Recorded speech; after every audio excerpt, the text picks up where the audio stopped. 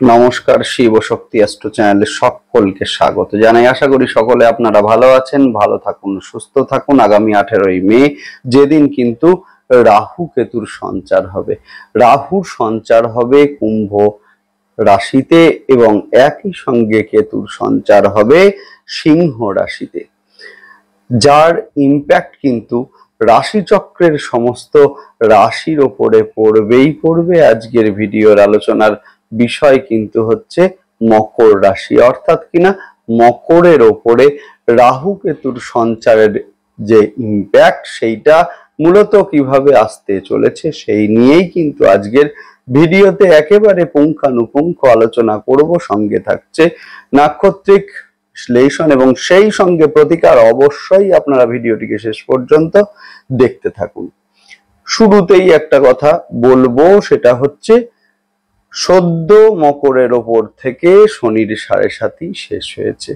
দীর্ঘ কয়েকটি বছর কিন্তু মকর রাশির জাতক জাতিকারা যথেষ্ট কষ্টের মধ্যে ছিলেন। একদিকে যেমন আর্থিক একটা প্রেসার সেটা তো ছিলই, সেই সঙ্গে কিন্তু ব্যবসার ক্ষেত্রেও একটা উত্থান পতন সেইটাও বিরাজ করছিল মকরের ওপরে। সেই সঙ্গে কিন্তু মানসিক বেশ কিছু অশান্তির মধ্যেও বা মানসিক বেশ কিছু চঞ্চলতার মধ্যেও কিন্তু ছিলেন মকরের জাতক জাতিকারা। এখন শনির 7.5 শেষ হয়েছে, ধীরে ধীরে অনেকটা ভালোর দিকে এগোচ্ছেন মকরের জাতক জাতিকারা। এখন 18ই মে তারিখ যেদিন কিন্তু রাহু কেতুর সঞ্চার হবে, স্বাভাবিকভাবেই কিন্তু মকরের অনেক জাতক জাতিকারাই যথেষ্ট উদ্বিগ্ন যে রাহু কেতুর সঞ্চার হবে, আবারও হঠাৎ করে হয়তো বিভিন্ন ঝামেলার মধ্যে আমাদেরকে পড়তে হবে, বিভিন্ন অশান্তির মধ্যে কিন্তু আমাদেরকে আবারও পড়তে হবে। বিষয়টা এই ধরনের নয় একদমই। দ্বিতীয়, রাহুর সঞ্চার হচ্ছে অর্থের ব্যয়, সেইটা তো হবে এই সময়ে। সঞ্চিত অর্থের কিছুটা ব্যয় এই সময়ে লক্ষণীয়। একই সঙ্গে এই সময়ে কিন্তু ইএনটি সংক্রান্ত সমস্যাতে ভুগতেও কিন্তু আমরা লক্ষ্য করব। অষ্টম স্থানে কেতুর অবস্থান, যার ফলে পৈতৃক সম্পত্তি সংক্রান্ত বেশ কিছু ঝামেলা এই সময়ে আসার একটা সম্ভাবনা আছে। এত কিছু সমস্যার মধ্যেও কিন্তু বা এত কিছু নেগেটিভিটির মধ্যেও কিন্তু যে সমস্ত পজিটিভিটি গুলো আছে সেটা হচ্ছে, শুরুতেই বলবো, যারা গৃহ পরিবর্তন করতে চাইছেন এদের ক্ষেত্রে কিন্তু এই সময় যথেষ্ট শুভ সময়। সেই সঙ্গে যারা মূলত কর্ম পরিবর্তন করতে চাইছিলেন এদের ক্ষেত্রেও কিন্তু এই সময়টি যথেষ্ট শুভ সময়। যারা একটি জবের মধ্যে আছেন, আপনারা চাইছিলেন যে মূলত আরেকটি কোনো জবের সঙ্গে আপনি সংযুক্ত হবেন, এদের ক্ষেত্রেও কিন্তু এই সময় যথেষ্ট শুভ সময়। লোনের প্রাপ্তি হবে এই সময়ে, এবং সেই লোন যারা ব্যবসায় ইনভেস্ট করবেন ভাবছেন এদের ক্ষেত্রেও কিন্তু এই সময়টি যথেষ্ট শুভ সময়। সবচেয়ে বড় বিষয় হচ্ছে যে রাহু কেতুর যেমন সঞ্চার হচ্ছে, একই সঙ্গে কিন্তু রাহু বৃহস্পতির নিয়ন্ত্রণে থাকবেন, অর্থাৎ কিনা 14 মে যেদিন কিন্তু দেবগুরু বৃহস্পতির সঞ্চার হয়েছে মিথুনের ওপরে, এবং সেই সঙ্গে বৃহস্পতির নবম দৃষ্টি কিন্তু থাকবে কুম্ভের ওপরে, অর্থাৎ কিনা রাহুর ওপরে থাকবে। এবং একই সঙ্গে কিন্তু আপনাদের দশম স্থানের ওপরে রাহুর দৃষ্টি থাকবে এবং সেখানেও কিন্তু বৃহস্পতির দৃষ্টি থাকবে, অর্থাৎ অধিকাংশ ভাইটাল জায়গায় কিন্তু বৃহস্পতির দৃষ্টির নিয়ন্ত্রণে থাকবেন রাহু। সুতরাং এই সময়ে কিন্তু রাহুকে একমাত্র নিয়ন্ত্রণ করতে পারেন সেটা হচ্ছে দেবগুরু বৃহস্পতি। জন্মছকে কিন্তু বৃহস্পতিকে পাওয়ারফুল হতে হবে এই সময়। অবশ্যই আপনারা নিজেদের জন্মছকটা দেখে নিন, যদি না থাকে প্রতিকারগুলো বলছি অবশ্যই আপনারা বাড়িতে বসেই করবেন। যাই হোক, শুরু করছি বিস্তারিত আলোচনা শুরু করার আগে সকলকে অনুরোধ করব অবশ্যই কিন্তু আপনারা চ্যানেলটিকে সাবস্ক্রাইব করবেন। দেখুন, গ্রহের গোচর সেটা স্বল্প সময়ের জন্যই হোক বা দীর্ঘ সময়ের জন্যই হোক, গ্রহের গোচরের একটা ইম্প্যাক্ট সেটা কিন্তু আমাদের জীবনে ভীষণ ভাবে পড়ে। যে কোনো সিদ্ধান্ত নেওয়ার আগে কিন্তু আমাদেরকে গ্রহের গোচর সেটাকে দেখতে হবেই হবে, না হলে কিন্তু একটার পর একটা সমস্যা আসবেই আসবে। ধরুন আপনি একটা জবের সঙ্গে সংযুক্ত আছেন, আপনি চাইছেন জবটাকে চেঞ্জ করবেন, এখন গ্রহের সেই সময়ের অবস্থান যদি আপনার সিদ্ধান্তকে সাপোর্ট না দেয়, সেই ক্ষেত্রে কিন্তু একটার পর একটা সমস্যা আসবেই আসবে। সুতরাং যে কোনো সিদ্ধান্ত নেওয়ার আগে দেখে নিন যে আপনার সিদ্ধান্তকে সেই সময় গ্রহের অবস্থান সাপোর্ট করছে কিনা। বুঝবেন কিভাবে? অবশ্যই আপনারা চ্যানেলটিকে সাবস্ক্রাইব করবেন, যাতে গ্রহের গোচরের সঙ্গে সঙ্গে সমস্ত ভিডিওর নোটিফিকেশন আপনাদের কাছে সহজে পৌঁছে যায়। যাই হোক, বিস্তারিত আলোচনা শুরু করব। মকরের ওপর থেকে কিন্তু সদ্য শনির 7.5 শেষ হয়েছে। শনি অবস্থান করছেন আপনাদের মূলত তৃতীয় স্থানে, অর্থাৎ কিনা উপচয় স্থানে। যাদের বর্তমানে শনির দশা অথবা অন্তর্দশা চলছে, এদের ক্ষেত্রে কমিউনিকেশনের একটা গ্যাপ সেইটা কিন্তু সৃষ্টি হচ্ছে। একই সঙ্গে জলতত্ত্বে শনির অবস্থান, যার ফলে কিন্তু এই সময়ে হঠাৎ করেই নিজেকে কিছুটা দুর্বল লাগা অথবা এই সময়ে এনার্জির কিছুটা ঘাটতি সেইটা কিন্তু মকরের হচ্ছে। সেই সঙ্গে 18ই মে যেদিন কিন্তু রাহু কেতুর সঞ্চার হবে, এবং রাহুর সঞ্চার হচ্ছে কুম্ভের ওপরে এবং সেই সঙ্গে কেতুর সঞ্চার হচ্ছে সিংহের ওপরে, অর্থাৎ কিনা আপনাদের দ্বিতীয় স্থানে, এবং সেই সঙ্গে কেতুর সঞ্চার হচ্ছে আপনাদের অষ্টম স্থানের উপরে। দ্বিতীয় স্থানে রাহুর সঞ্চার এবং সেই সঙ্গে দ্বাদশপতি বৃহস্পতির নবম দৃষ্টি, যার ফলে কিন্তু এই সময়ে ব্যয় সেইটা কিন্তু কিছুটা বাড়বে।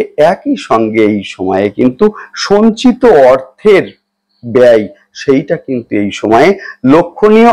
আপনার পরিবারের সদস্য অথবা কুটুম্ব কুলের মধ্যে একটা মিসআন্ডারস্ট্যান্ডিং সেইটা কিন্তু লক্ষণীয়। সেই সঙ্গে এই সময়ে ইএনটি সংক্রান্ত সমস্যাতে ভুগতে লক্ষ্য করব আমরা মকর রাশির জাতক জাতিকাদের। সেই সঙ্গে যাদের জন্মছকে রাহু ষষ্ঠ অথবা অষ্টম স্থান সংযুক্ত করে আছেন, এদের ক্ষেত্রে কিন্তু নাক অথবা কান অথবা মুখমণ্ডলের যে কোনো সমস্যা সেইটা কিন্তু এই সময়ে সৃষ্টি হলে অবশ্যই কিন্তু তৎক্ষণাৎ নির্মূল করতে হবে, এবং সেই সঙ্গে ভালো ডাক্তারের পরামর্শ এই সময়ে নেওয়া উচিত।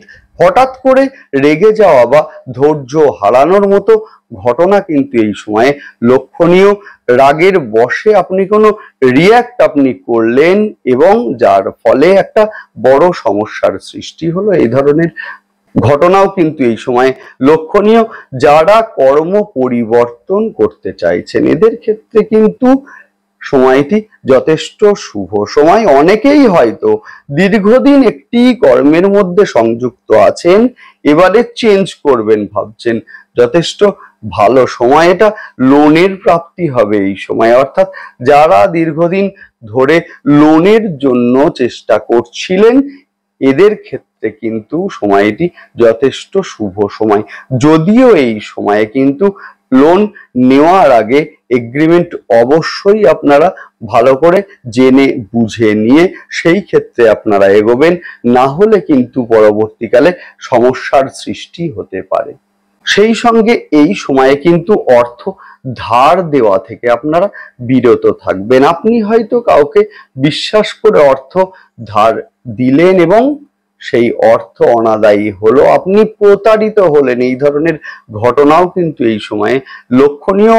সেই সঙ্গে পৈতৃক সম্পত্তি সংক্রান্ত পেপারস পত্র গুছিয়ে রাখুন, যাতে প্রয়োজনের সময় আপনি হাতের কাছে পান, এবং সেই সঙ্গে এই সময়ে কিন্তু মূলত পৈতৃক সম্পত্তি সংক্রান্ত কোনো জটিলতা সৃষ্টি হতে পারে।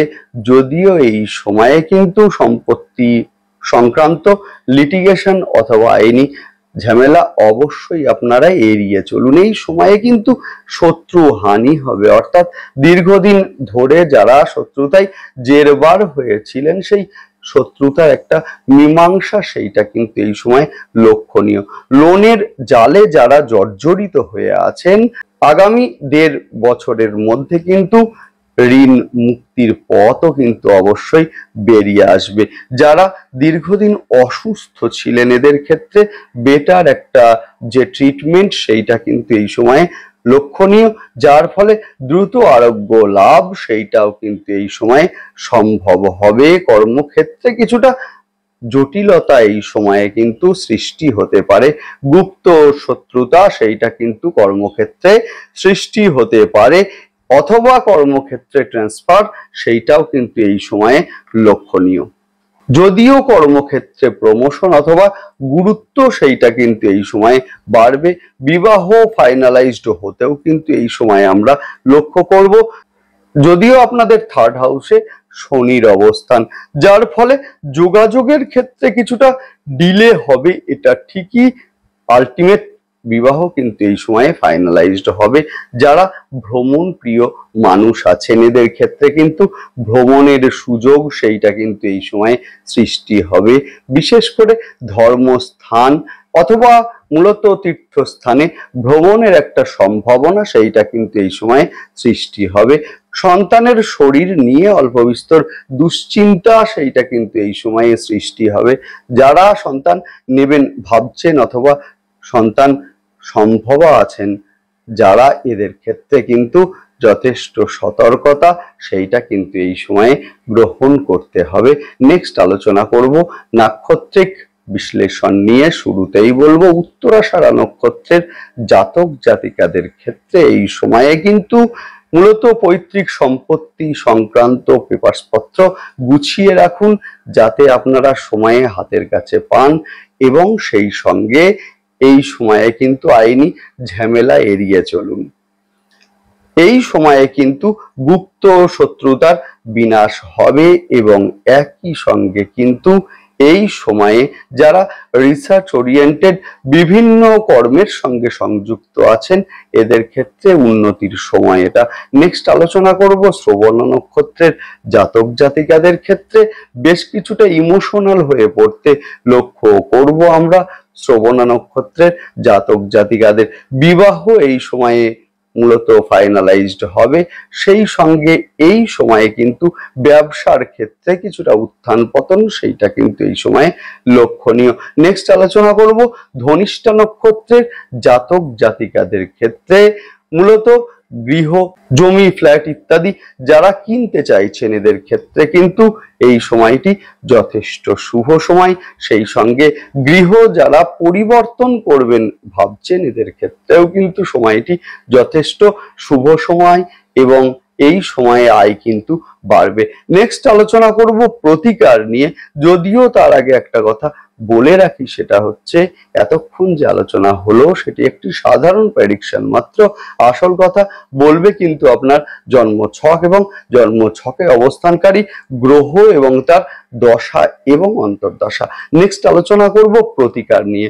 শুরুতেই একটা কথা বললাম, সেটা হচ্ছে এই সময় রাহু কিন্তু বৃহস্পতি অধীনে থাকবে, সুতরাং 21 বার মা তারার গায়ত্রী মন্ত্র জপ করতে থাকুন। সেই সঙ্গে 5মুখী রুদ্রাক্ষ শোধন করে ধারণ করুন। ভীষণ ভালো রেজাল্ট আপনারা অবশ্যই পাবেন। এবং সেই সঙ্গে সোমবার এবং শনিবার করে যখন আপনারা রুদ্রাভিষেক আপনারা করবেন সেই সময়ে মহাদেবের নাগকেও মধু দিয়ে স্নান করান। দুর্দান্ত রেজাল্ট আপনারা অবশ্যই পাবেন। 2টি ময়ূরের মুখোমুখি বসে থাকা ছবি বাড়ির সাউথ ওয়েস্টে লাগিয়ে দিন। ভীষণ ভালো রেজাল্ট আপনারা অবশ্যই পাবেন। এই সময়ে শ্বেত চন্দন মূলত ফোঁটা হিসাবে গলায় অথবা কপালে আপনারা ব্যবহার করতে পারেন, অথবা শ্বেত চন্দনের এক টুকরো কাঠ আপনারা সঙ্গে রেখে দিন। যথেষ্ট ভালো রেজাল্ট আপনারা অবশ্যই পাবেন। এবং সেই সঙ্গে সমস্যামুক্ত জীবনের জন্য রেমেডি পেতে অবশ্যই আপনারা কিন্তু আমাদের যে ফেসবুক পেজ আছে সেটিকে ফলো করবেন। লিংক ডেসক্রিপশন বক্সে দিয়ে দেওয়া হলো। যাই হোক, ভালো থাকবেন, সঙ্গে থাকুন, দেখতে থাকুন এবং সেই সঙ্গে অবশ্যই আপনারা আমাদের চ্যানেলটিকে সাবস্ক্রাইব করবেন। নমস্কার।